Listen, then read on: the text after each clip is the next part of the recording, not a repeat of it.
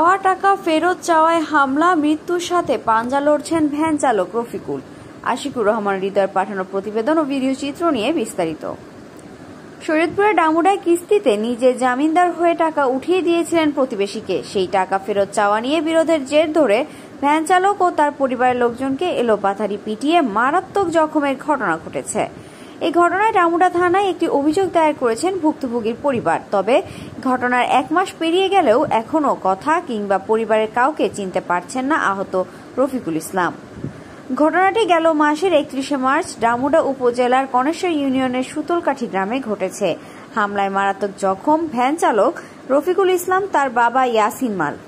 এই ঘটনায় তার স্ত্রীও আহত হয়েছেন। পরে রফিকুলের বাবা বাদী হয়ে 7 জনকে আসামি করে ডামুডা থানায় একটি অভিযোগ করেছেন। হামলার অভিযোগ উঠেছে স্থানীয় নিজামুদ্দিন চৌকিদার, আজিজুল চৌকিদার, রোজিনা আক্তার, মঙ্গল চৌকিদার, মাকসুদা বেগম, মাহিনুর বেগম ও কোহিনুর বেগমের বিরুদ্ধে।